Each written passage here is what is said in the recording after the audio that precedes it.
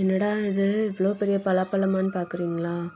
ஆமாங்க. எனக்கே ஒன்றுமே புரியாமல் போயிடுச்சு. வெளியே போயிருந்தப்போ பலாப்பழம் நல்லாயிருக்குன்னு பெரிய பலாப்பழமா பார்த்து ஒன்று வாங்கிட்டு வந்துட்டாங்க. ஸோ அதை நல்லா கையில் எண்ணெய்லாம் தடவி க்ளீன் பண்ணி எடுக்கிறதுக்குள்ளே போதும் போதும்னு ஆயிடுச்சு.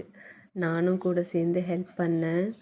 பலாப்பழம் வந்து அவருக்கு ப்ராப்பராக கட் பண்ண தெரிஞ்சிருக்கு. அதனால் கொஞ்சம் ஈஸியாக இருந்துச்சு. 2 பேரும் சேர்ந்து ஒரு வழியாக அதை கட் பண்ணி சொலையெல்லாம் எடுத்து க்ளீன் பண்ணி முடிச்சிட்டோம். ஸோ இது வந்து ஒரு பெரிய எக்ஸ்பீரியன்ஸாக தான் இருந்துச்சு. கையிலலாம் நல்லா ஜாம் மாதிரி பிசு பிசுன்னு ஒட்ட ஆரம்பிச்சிருச்சு. எண்ணெய் தடவுனதுனால கொஞ்சம் தப்பிச்சோன்னு நினைக்கிறேன். இதுதான் ஃபஸ்ட் டைம் நாங்கள் பலாப்பழம் வீட்டில் பெருசாக முழுசாக வாங்குறது. இவ்வளோ பெரிய பலாப்பழத்தை வச்சு என்ன பண்ணுறது அப்படின்ட்டு தெரிஞ்சவங்களுக்கெல்லாம் கொஞ்சம் கொடுத்துட்டு மீதியை வச்சு ஏதாவது டிஷ் பண்ணலாம் அப்படின்ட்டு ஸ்டார்ட் பண்ணிட்டேன். எனக்கு தெரிஞ்ச ஒரு 5 டிஷ் பண்ணியிருக்கேன். உங்களுக்கு பிடிச்சத நீங்கள் வீட்டில் ட்ரை பண்ணி பாருங்கள். கொஞ்சமாக எடுத்து தண்ணியில் வேக வச்சுக்கலாம்.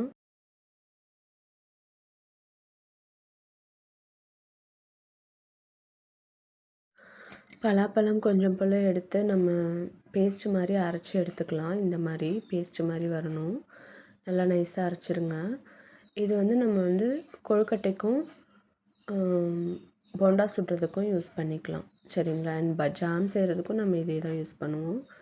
இன்னொரு பக்கம் என் பசங்க வந்து ஸ்மூத்தி கேட்டுகிட்டே இருந்தாங்க. ஸோ கொஞ்சமாக பலாப்பழம், முந்திரி, பாதாம் சேர்த்து அதை பேஸ்ட் மாதிரி அரைச்சி எடுத்துக்கோங்க. ப்ளஸ் இதோட பால் சேர்த்து கொடுத்தோன்னா இன்னும் நல்லாயிருக்கும். இது வந்து அரைச்சி எடுத்துகிட்டு பால் ஆட் பண்ணிவிட்டு ஹனி ஆட் பண்ணி கொடுத்துருங்க. நல்லா சாப்பிடுவாங்க. என் பசங்களுக்கு இது ரொம்ப பிடிச்சிருந்துச்சு. ஃபஸ்ட்டு இதை செஞ்சு அவங்களுக்கு நான் கொடுத்துட்டேன். அவங்க அதை நல்லா என்ஜாய் பண்ணி சாப்பிட்டாங்க.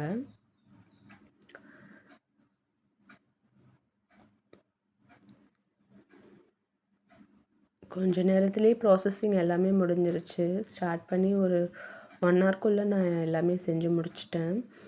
இன்றைக்கி நம்ம மொத்தம் 5 டிஷ்ஷஸ் பண்ண போகிறோம்.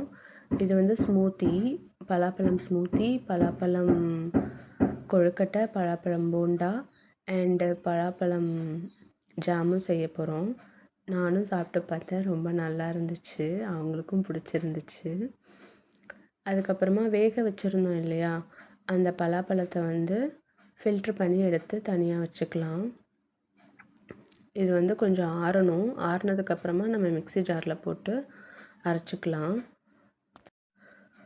இது மிக்ஸி ஜாரில் போட்டு அரைச்சி எடுத்து வச்சுக்கலாம். இன்னொரு பக்கம் நம்மளுக்கு வந்து வெல்லம் பாகுக்கு தேவைப்படுது. ஸோ வெல்லத்தை தட்டி பாகு எடுத்து வச்சுக்கலாம். இது வந்து கொழுக்கட்டைக்கும் ஜாம் செய்கிறதுக்கும் தேவைப்படும். இது வந்து வெல்லம் வந்து ரொம்ப கம்பி பதத்தில் வரணும்லாம் அவசியம் இல்லை. கரைஞ்சாலே போதும். இன்னொரு பேனில் தேங்காய், முந்திரி போட்டு நெய் விட்டு நல்லா வறுத்து எடுத்து வச்சுக்கலாம். கோல்டன் கலரில் வந்ததுக்கப்புறமா எடுத்து வச்சுக்கலாம். இது வந்து நம்மளுக்கு வந்து கொழுக்கட்டைக்கும் போண்டாக்கும் தேவைப்படும். இது நல்லா பாருங்கள், கோல்டன் ப்ரௌன் கலரில் வந்துருச்சு. இதை நம்ம இன்னொரு பேனில் ட்ரான்ஸ்ஃபர் பண்ணிக்கலாம். இப்போ வந்து நம்ம வந்து இதை எடுத்து முடித்ததுக்கப்புறமா நம்மளுக்கு வந்து ஜாம் செய்கிறதுக்கு இதே இதில் வந்து ஃபஸ்ட்டு ராவாக நம்ம பலாப்பழம் அரைச்சி எடுத்து வச்சுருந்தோம் இல்லையா, அதிலேருந்து கொஞ்சம் எடுத்து சேர்த்துக்கலாம். இதை வந்து நம்ம வந்து இந்த நெய்யோடு சேர்த்து வதக்கும்போது ஸ்மெல் நல்லாயிருக்கும். இதை நல்லா மிக்ஸ் பண்ணி விட்டுக்கலாம்.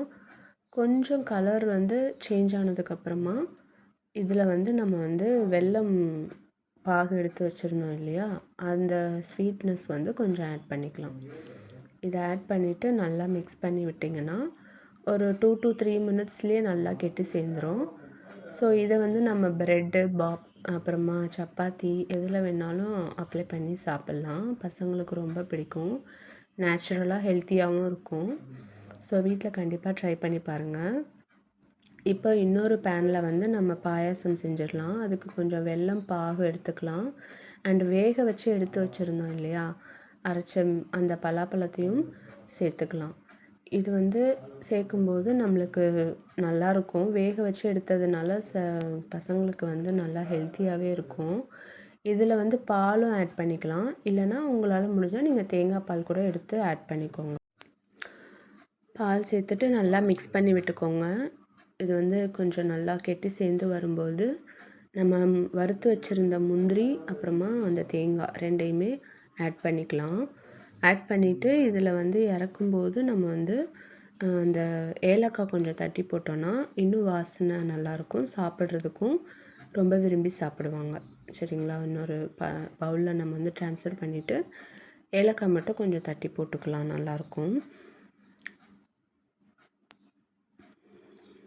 இப்போ வந்து நம்ம என்ன பண்ண போகிறோன்னா, கொழுக்கட்டைக்கும் போண்டாக்கும் தேவையான மிக்சிங் தான் பண்ண போகிறோம். அந்த அரைச்சி வச்சுருந்த பலாப்பழமும் தேங்காய் அண்டு முந்திரி, கொஞ்சமாக துருவின தேங்காய் சேர்த்துருக்கேன். இது உங்களுக்கு தேவைன்னா சேர்த்துக்கோங்க. ஏன்னா ஆல்ரெடி நெய்யில் வந்து தேங்காய் வறுத்து போட்டிருக்கோம். துருவின தேங்காயும் போட்டால் இன்னும் கொஞ்சம் டேஸ்ட்டு தான் நல்லாயிருக்கும். அண்ட் அரிசி மாவும் சேர்த்துக்கோங்க. ஸ்வீட்னஸ்க்காக அந்த வெல்லம் பாகு எடுத்து வச்சுருந்தோம் இல்லையா, அந்த தண்ணி கொஞ்சம் கலந்துக்கோங்க.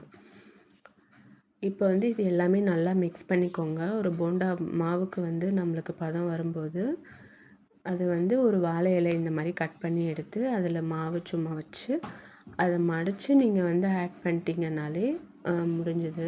இதை எடுத்து அப்படியே இட்லி சட்டிக்கு மாற்றிட்டிங்கன்னா உங்களுக்கு ஒரு 15 to 20 மினிட்ஸில் வந்து கொழுக்கட்டை ரெடி ஆயிரும். இந்த மாதிரி மேலே இலையில மாவு வச்சு நீங்கள் வந்து இந்த மாதிரி மடித்து எடுத்து இட்லி சட்டி மேலே வச்சிட்டிங்கன்னா போதும். வச்சுட்டு ஒரு 15 மினிட்ஸ் வந்து மூடி வச்சுடுங்க.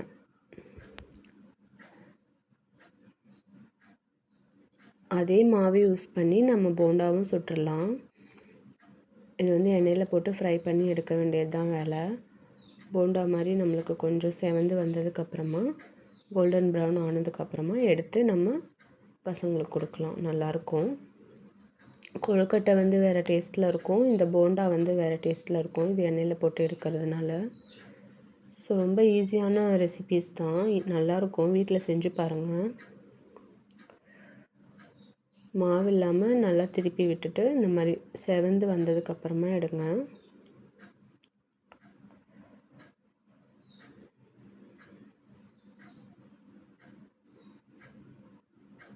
கருக விட்டுறாதீங்க, நல்லா செவந்ததும் எடுத்துருங்க. ஒரு பக்கம் கொழுக்கட்டை வெந்துட்டுருக்கு.